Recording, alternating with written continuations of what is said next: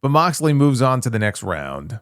One person who is not moving on, unfortunately, in this tournament is Eddie Kingston, who beat Jake Doyle in the opening round of the tournament. And Eddie was supposed to be part of the Ring of Honor pay-per-view on Friday night, and he was supposed to be moving on here in the Cup. Tony Khan was streaming before the Ring of Honor pay-per-view on Friday on his social media, and he made the announcement that Eddie Kingston, due to a medical issue, was not cleared by AEW Medical, and so therefore he was pulled from his scheduled match in the Continental Cup. Didn't really go into any detail as far as what the injury is or how bad it is. He did say that hopefully he'll be okay and back soon, so I don't know that it's too terribly serious. Instead, though, he said that at Death Before Dishonor on Friday, the match between Daniel Garcia and Adam Priest would be a play-in match. And the winner of that would move on to Collision on Saturday to wrestle Claudio Castagnoli. And Daniel Garcia won that match on Friday, which set up the Death Riders showdown on Collision last night between Claudio and Garcia. Claudio won that match, which sets up yet another Battle of the Death Riders coming up on TV this week. Which leads us to All In Wembley next Sunday with a 1 p.m. Eastern start time for the main card. They're up around 41,000 right now in terms of tickets. Right in the range that I figured they would be. Looks like I won that bet. You know who you are. I'll be live on YouTube that night after the show. Let's run down this card and I'll toss my predictions in as I go along. Hangman Adam Page, Brody King, and Bandito. They are the Trios champions. And on Dynamite, Hangman told all the Trios teams that came out that were interested in challenging for their titles, meet them under the Wembley Arch at dusk because the champs will be waiting.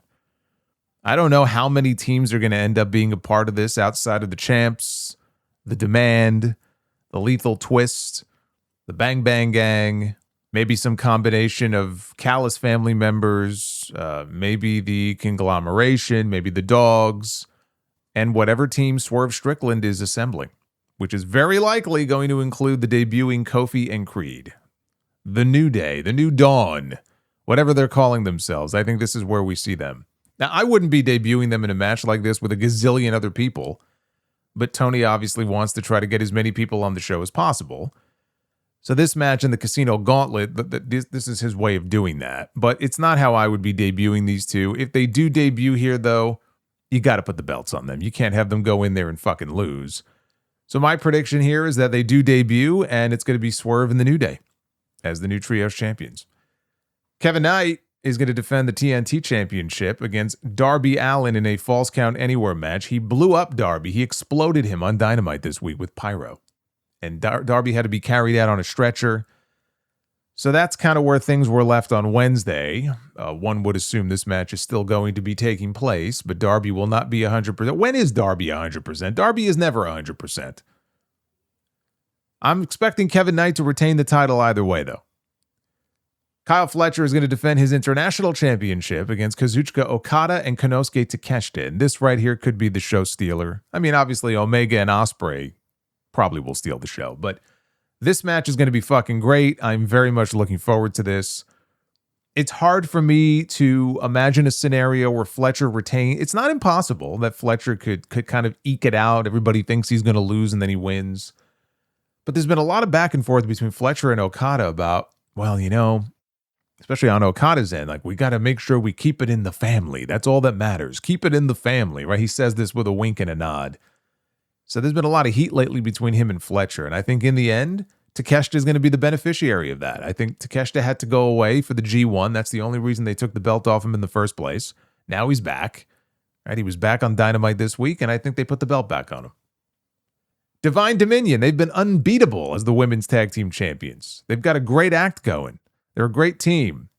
But their time as champions is about to come to an end because they are putting those belts on the line against Jamie Hayter and Alex Windsor, the Brawling Birds, in the UK, at Wembley.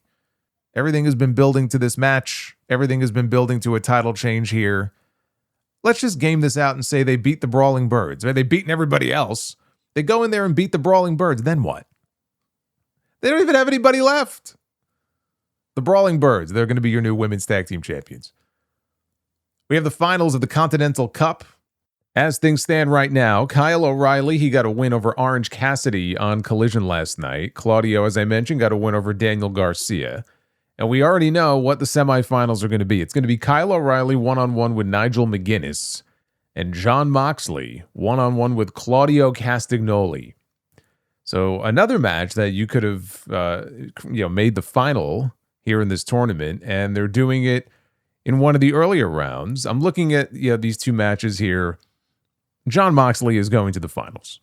Not a doubt in my mind about that. At this point, they're sending him to the finals. I thought maybe in the last round they would give us an upset. They didn't. It's not going to happen against Claudio. Claudio actually beat Mox in the C2 last year. So he's got a win over him fairly recently.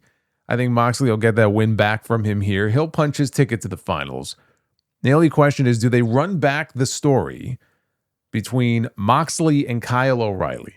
Because they have a lot of history together, and so they could kind of tap into that. I don't want to see that. I really don't have any interest in revisiting this and going back to it, which leaves Nigel McGuinness, who comes into this as the underdog, right? He's not even a full-time performer anymore. He's an announcer. I can't even call him a part-timer. I mean, he'll wrestle maybe a handful of times each year. And he's coming into this with the bum ankle, so he's not 100%. He's working from underneath. They're going to be in London.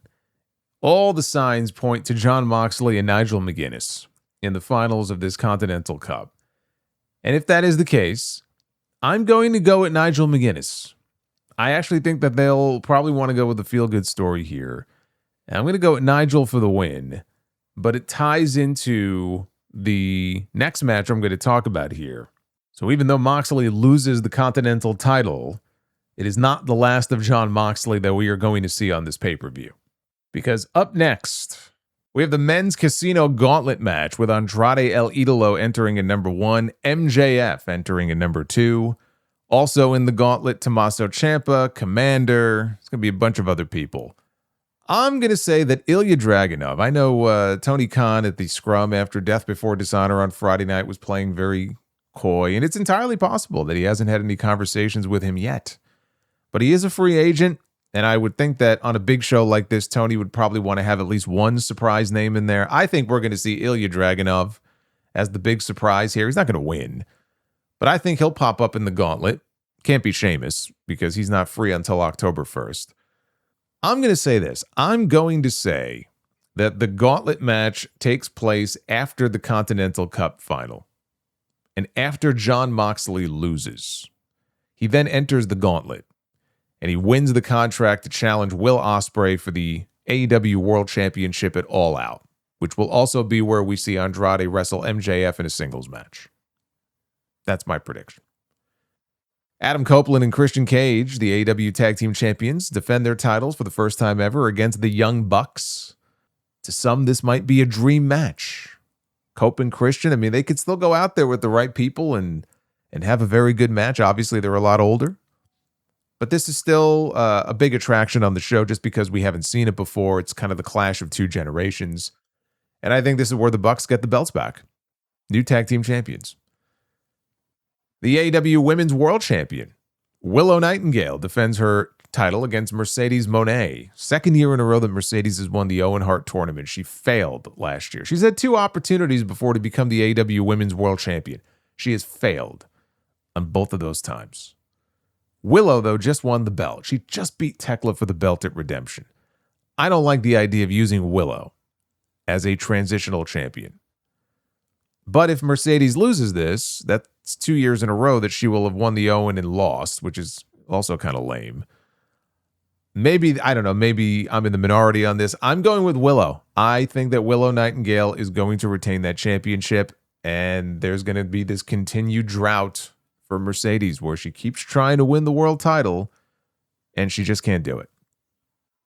And then in the main event, the AEW World Championship on the line, Kenny Omega defends against Will Ospreay. The way I see it, this really can only go one way. You build everything for this moment. Ospreay going down with the neck injury, the surgery, the comeback story, the Death Riders arc, winning the Owen, this strained friendship relationship that he has with Kenny Omega. all these impassioned promos he's been cutting about how, I have to do this. And ever since that last match at Forbidden Door where I needed Don Callis' help to beat you, I haven't been able to sleep. I haven't been able to get over it.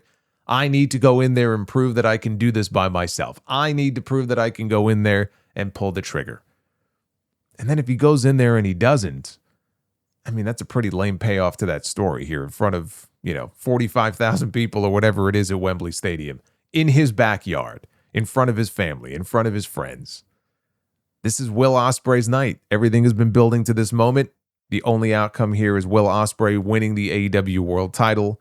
And then coming out of the show, again, you've got to circle back to that match with Moxley. Whether Moxley is in the gauntlet and wins the contract like I'm saying or not, because realistically, he doesn't need the contract. He's fucking Jon Moxley. If he wants a world title match, I'm sure Will Ospreay would give him a world title match. But you have to circle back around to that because it's just the natural conclusion to that story. Plus, Moxley beat him earlier this year, and that will be Will's chance to get that win back. But that only works if Will walks out of Wembley as the champion, not if Kenny retains. So Will Ospreay will win the AEW World title. That is your All In London card, not counting whatever last-minute pre-show matches that they'll probably still tack on.